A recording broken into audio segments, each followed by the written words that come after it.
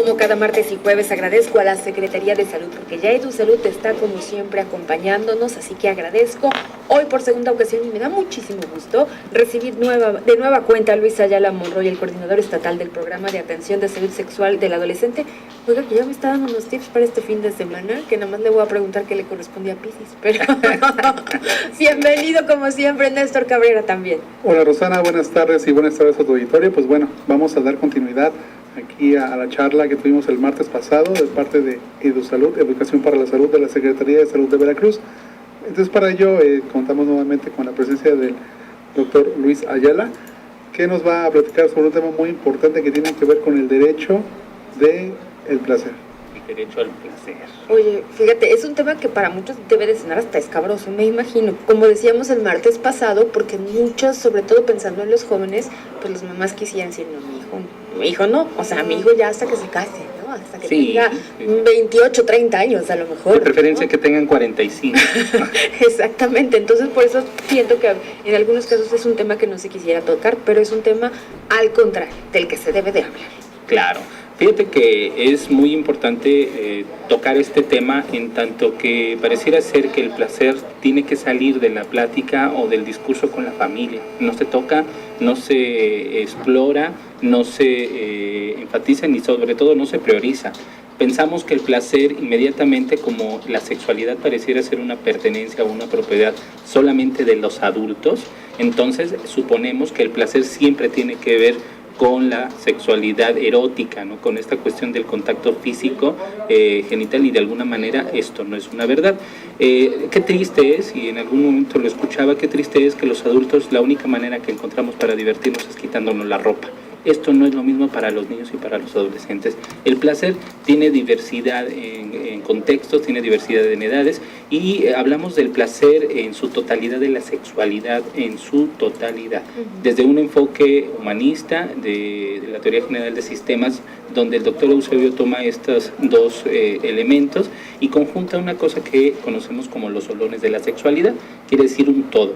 Los solones de la sexualidad toca 4 puntos particularmente importantes, que uno es la cuestión reproductiva, todo esto que conocemos con el contexto reproductivo de los seres humanos, esa capacidad que tienen de reproducirse. El otro es el erotismo, el otro es la vinculación afectiva y el otro es el género. En particular, cuando hablamos de placer, puede estar en cualquiera de estos 4 olones, ¿no? Una situación reproductiva, el hecho de ser papá o ser mamá, debe de ser una condición que produzca placer, no temor. Tienes un bebé, ¿no? Un Chucky, ¿no? Entonces, de alguna manera, no te tiene por qué dar miedo ser papá o mamá. Y mucho más cuando lo has planeado, cuando lo tienes en un proyecto de vida, cuando has esperado el tiempo suficiente para poderle dar y proveer muchas cosas a tu hijo, pero sobre todo para que esta noticia te produzca un placer. O sea, qué mejor que tú, en conjunto con tu pareja, decidan tener un hijo conscientemente, lo programen, lo planeen, ¿no? Se dejen llevar también por la pasión, ¿cómo no? Pero que en un momento dado, cuando este bebé llegue, ya sea por una noticia de laboratorio, por un retraso menstrual, esta noticia sea muy placentera. A ese tipo de placeres nos referimos, el derecho al placer en cualquiera de sus olones de la sexualidad. El otro que también está muy ligado, pues es la vinculación afectiva.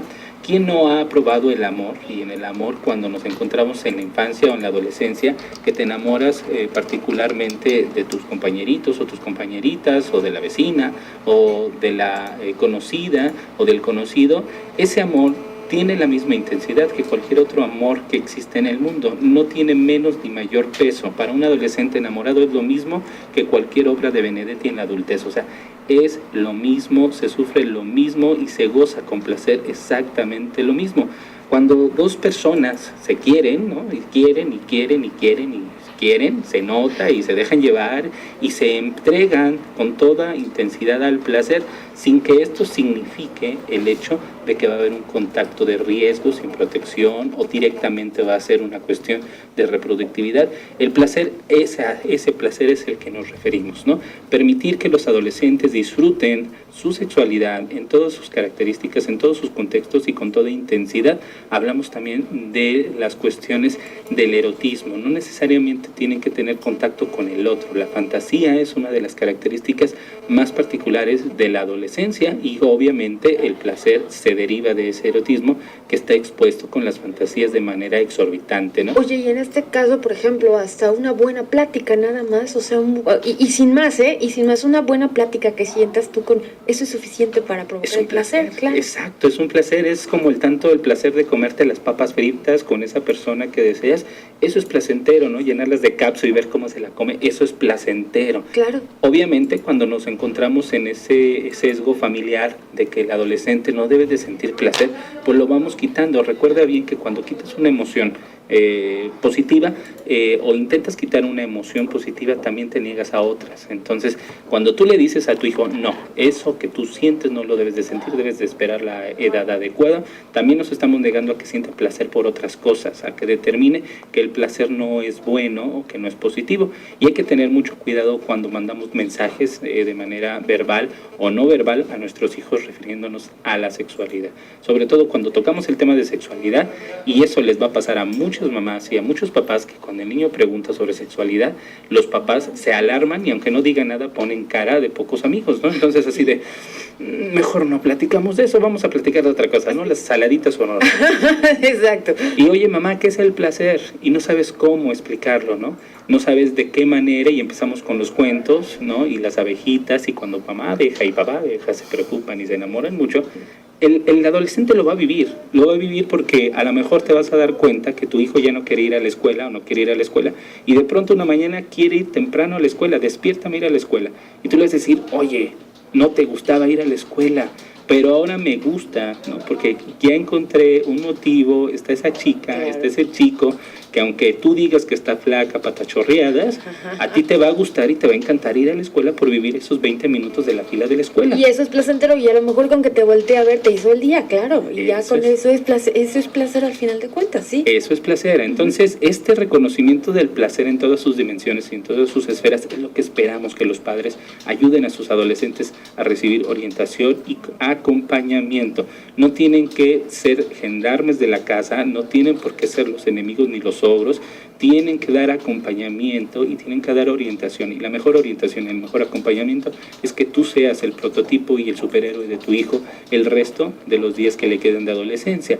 Cuando un adolescente encuentra un modelo perfecto, que en este caso pongo entre comillas perfecto, me refiero a que por lo menos tiene unos papás plenos, satisfechos, gustosos, trabajan con agrado, no se están quejando del todo, y entonces el adolescente aprende a vivir con placer la vida, porque es lo que ve en casa, y se le va a hacer muy extraño que la gente afuera no disfrute de una vida plena en placer.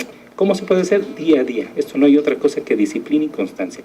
Todos los días mandar un mensaje placentero a tu hijo, pararte, darle un buen abrazo, decirle qué tan importante es este abrazo, qué tanto lo amas, para que él aprenda a hacerlo con otras personas y no le ponga peso solamente a su cuerpo como medida de placer. Esa es una medida protectora. Y finalmente lo único que también te están enseñando es que existen las emociones y cómo manejarlas, ¿no? Exactamente. Muchas de las adolescentes embarazadas en entrevista directa con ellas nos dicen, es que yo quería un abrazo en realidad, pero el vehículo fue con placer, ¿no? No es placer, complacer al otro. Entonces, cuando intentan complacer al otro, el único vehículo que encuentran es el cuerpo, no las emociones, no el acompañamiento, no el estar con el otro. Y eso obviamente los pone en vulnerabilidad. Solo querían un abrazo y ese abrazo no lo encontraron donde debiera. No, finalmente la relación sexual entonces no satisfizo la necesidad que tenía el otro, ¿no? Exacto, y entonces caemos por el mundo engañados, creyendo que nos usaron, creyendo que esto no era lo que yo quería, y en el mejor de los casos, si no hay un embarazo o si no hay una enfermedad que contrarrestar en el momento, ¿no?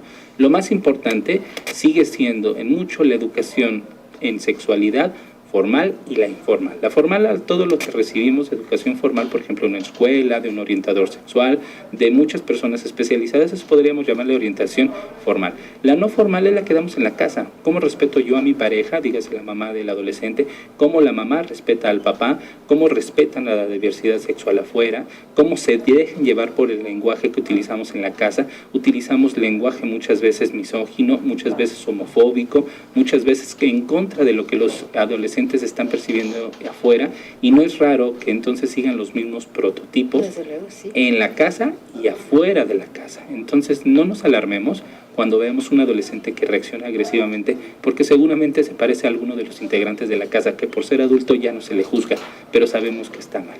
Y entonces, en ese contexto, el amor es una muy buena medida protectora para que los adolescentes aumenten su autoestima, aumenten el autorrespeto, busquen el placer de la vida sin que éste tenga que ser forzosamente el contacto.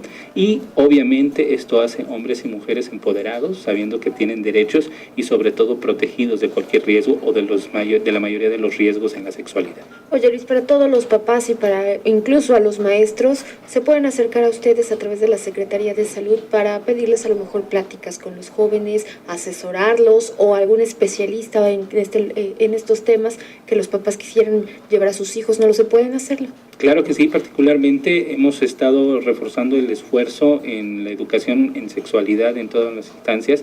Se ha capacitado mucho personal en los centros de salud que están sensibilizados con todas estas cosas que platicamos y que sobre todo tienen las herramientas para poder orientar a adolescentes y sobre todo orientar a padres de cómo acercarse a sus adolescentes en términos de sexualidad. Hay técnicas, hay didácticas, hay estrategias que nos ayudan a facilitar la comunicación con los adolescentes. Cuando tú te acerques con uno de nuestros compañeros que están capacitados en el ámbito, te vas a dar cuenta que educar en sexualidad no es tan complejo ni es tan negativo como tú lo imaginas. De hecho, te va a ayudar a poder sustentar tu vida sexual como adulto de una manera feliz, completa y placentera, llena de placer. Y qué mejor que sea así, con buena orientación. Y fíjate que yo creo que con esa orientación tampoco los jóvenes van a estar ahora sí que corriendo de una cama a otra. La verdad es que yo creo que van a elegir más sencillamente pareja y decidir que si quieren tener relaciones sexuales lo van a hacer seguros de sí mismos, seguros de lo que están haciendo y convencidos además, sabiendo lo que pueden arriesgar o lo que pueden ganar. Y también sabiendo lo que van a pedir, ¿no? Claro. Quiero pedir esto, en particular quiero esto. Y yo sé que muchas personas que nos estén escuchando dirían, qué ganas me dan de poder pedir lo que verdaderamente necesito, un abrazo sin tener que pasar por todo lo demás. Exacto, ahora sí que ponerle la palabra a lo que se necesito un más abrazo. Exactamente. Ahorita no los damos también. Muchísimas gracias, como siempre. Néstor Cabrera, ¿dónde leemos, dónde aprendemos más?